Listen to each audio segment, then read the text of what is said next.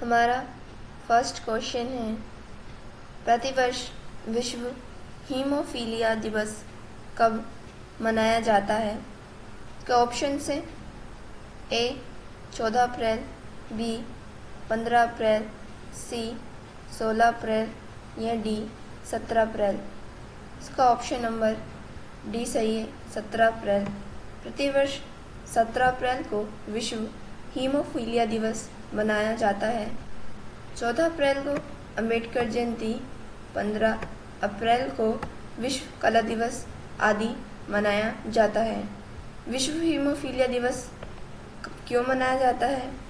तो इसमें जो शब्द है हीमोफीलिया शब्द उन लोगों के लिए यूज़ किया जाता है जिन लोगों के शरीर पर एक हल्का कट लगने के निशान के लगने के बाद जो है काफ़ी ज़्यादा खून बह जाता है, यानी कि जिनके शरीर में क्लोटिंग या रक्तस्राव बहुत कम होता है, जिसके कारण हल्की फुल्की चोट लगने पर भी लोगों के शरीर से काफ़ी ज़्यादा खून निकल जाता है।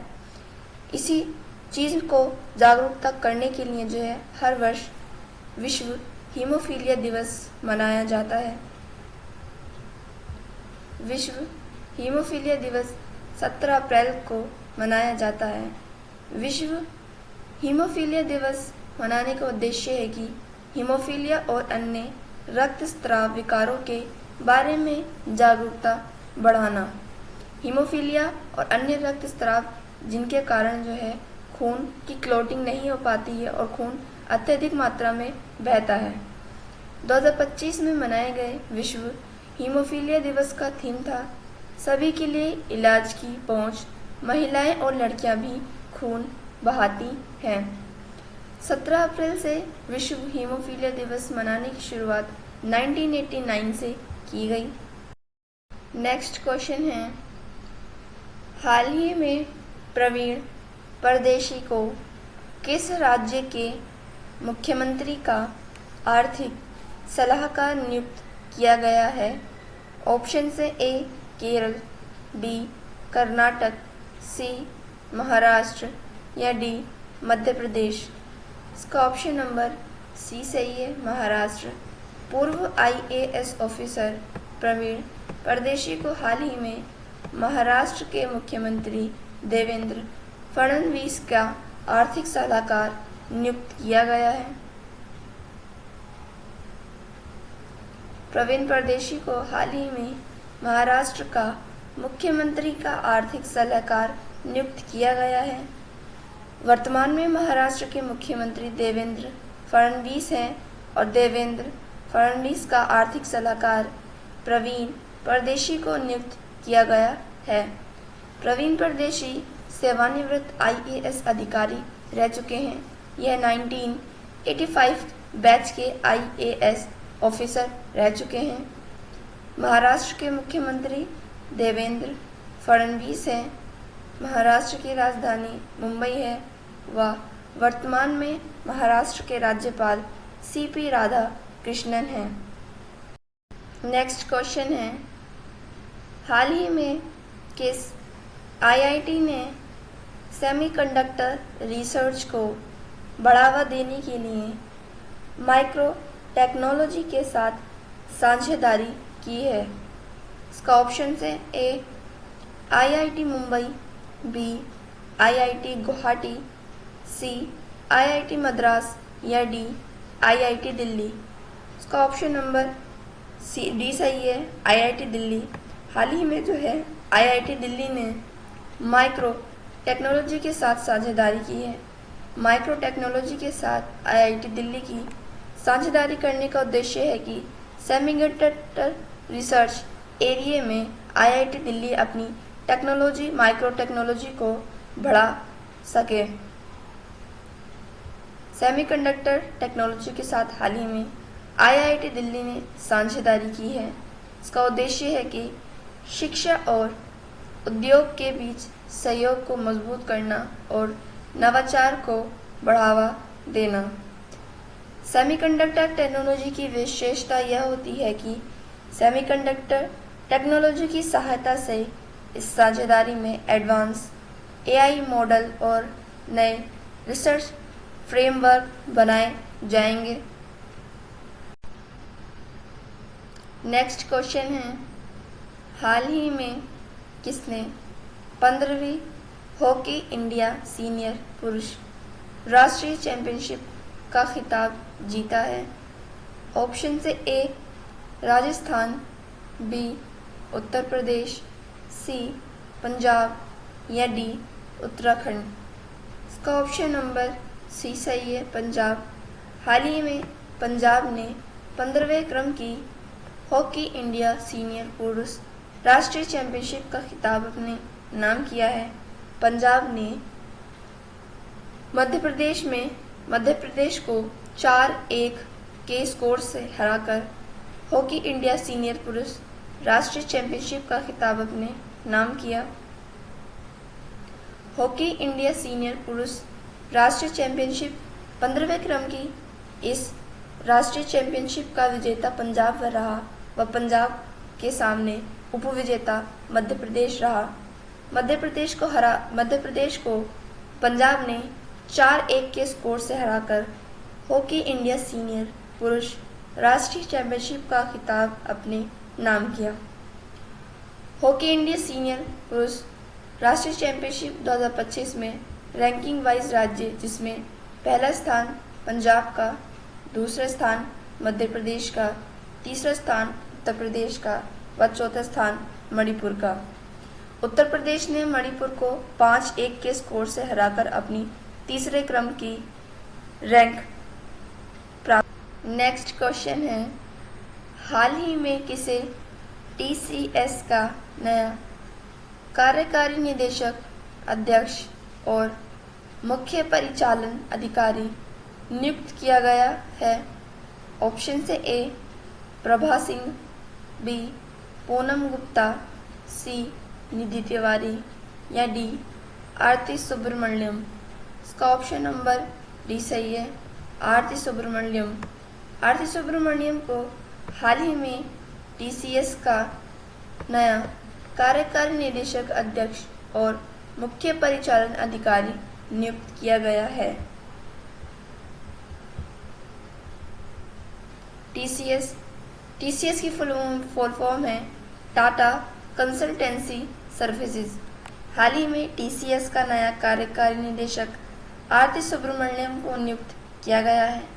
आरती सुब्रमण्यम का कार्यकाल 1 मई 2025 से शुरू होकर 30 अप्रैल 2030 तक चलेगा, यानी कि आरती सुब्रमण्यम का कार्यकाल पूरे 5 वर्ष के लिए मान्य है।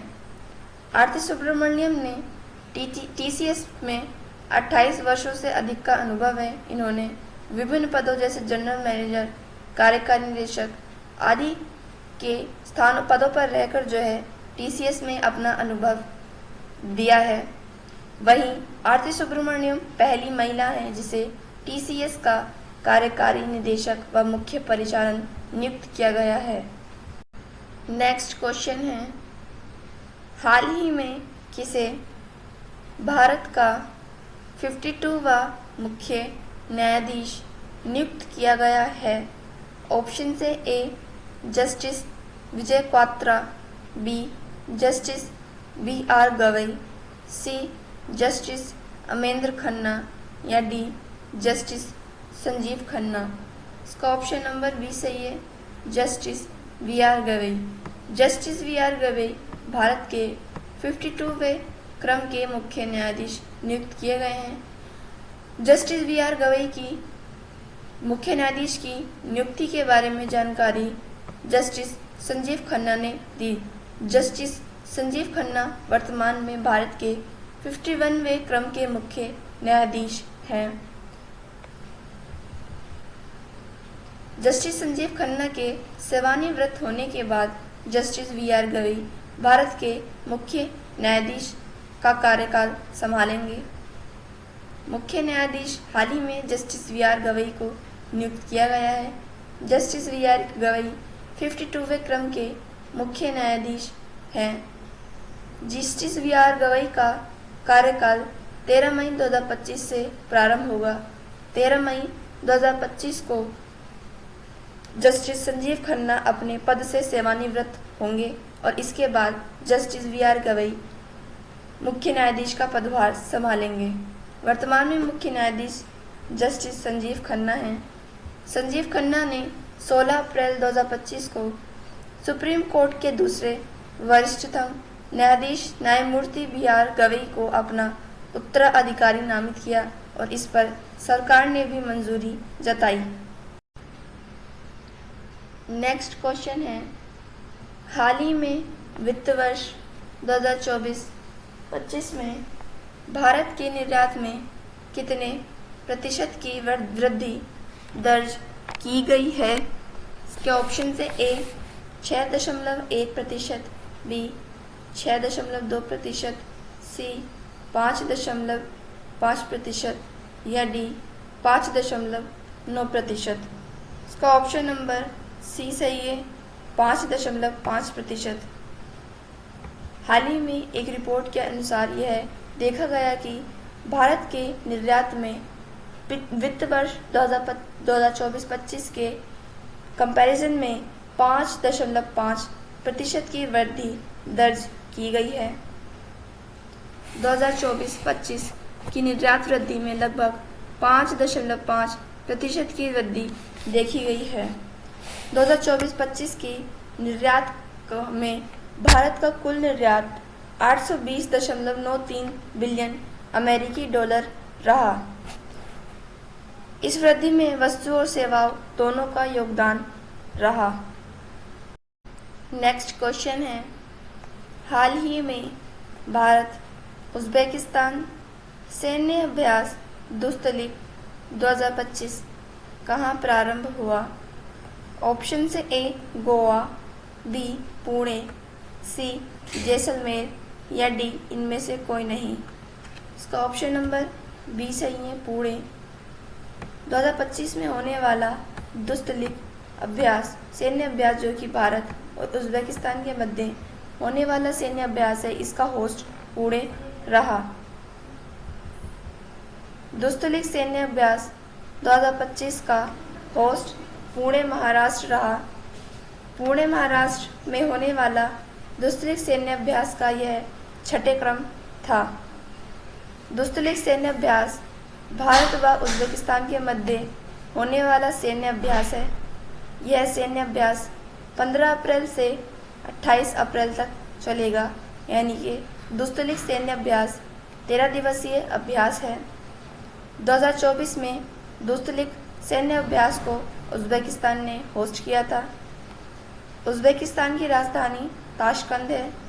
उज़्बेकिस्तान के राष्ट्रपति शाफकत मिर्ज़ियोयेव हैं व उज़्बेकिस्तान की मुद्रा उज़्बेक सम है। नेक्स्ट क्वेश्चन है, हाल ही में किस राज्य के मुख्यमंत्री ने ई सेहत ऐप का शुभारंभ किया है? ऑप्शन से ए गुजरात, बी जम्मू कश्मीर, सी राजस्थान या डी झारखंड। इसका ऑप्शन नंबर बी सही है, जम्मू कश्मीर। जम्मू कश्मीर के मुख्यमंत्री उमर अब्दुल्ला ने हाल ही में ई सेहत ऐप का शुभारंभ जम्मू कश्मीर में किया। ई सेहत ऐप को हाल ही में जम्मू कश्मीर में लॉन्च किया गया है। जम्मू कश्मीर में ई सेहत ऐप को जम्मू कश्मीर के मुख्यमंत्री उमर अब्दुल्ला ने लॉन्च किया है। ई सेहत ऐप की यह विशेषता है कि यह ऐप नागरिकों को स्वास्थ्य सेवा पेशेवरों, उच्च चिकित्सा विद्यार्थी सहित कई तरह के उपयोग में सेवा प्रदान करेगा। जम्मू कश्मीर में ई सेहत ऐप को लॉन्च करने का उद्देश्य है कि लोगों की स्वास्थ्य संबंधी ज़रूरतों को पूरा किया जा सके। नेक्स्ट क्वेश्चन है, हाल ही में किसे लीजेंड्स ऑफ एंडोस्कोपी पुरस्कार प्राप्त हुआ है? ऑप्शन से A doctor Ajit Singh, B D Nageshwar Reddy, C doctor Piyush Banerjee या डी इनमें से कोई नहीं। इसका ऑप्शन नंबर बी सही है, डी नागेश्वर रेड्डी। हाल ही में डी नागेश्वर रेड्डी को लीजेंड्स ऑफ एंडोस्कोपी, जो कि एंडोस्कोपी के क्षेत्र में दिया जाने वाला एक उच्च सम्मान है, हाल ही में लीजेंड्स ऑफ एंडोस्कोपी पुरस्कार से डी नागेश्वर रेड्डी को सम्मानित किया गया है। लीजेंड्स ऑफ एंडोस्कोपी पुरस्कार से डी नागेश्वर रेड्डी को हाल ही में सम्मानित किया गया है। D Nageshwar Reddy AIG hospital के वर्तमान में चेयरमैन हैं। डी नागेश्वर रेड्डी को द्वारा किए गए इनके अचीवमेंट के लिए लीजेंड्स ऑफ एंडोस्कोपी पुरस्कार से सम्मानित किया गया। इनके अचीवमेंट्स हैं जैसे डी नागेश्वर रेड्डी को गैस्ट्रोइंटेस्टाइनल एंडोस्कोपी में इनके योगदान के लिए यह पुरस्कार प्रदान किया गया। स्टूडेंट्स, ये क्लास हम यहीं ख़त्म करते हैं। नेक्स्ट क्लास में हम करंट अफेयर से बनने वाले और भी क्वेश्चंस को पढ़ेंगे। Thank you and thanks for watching.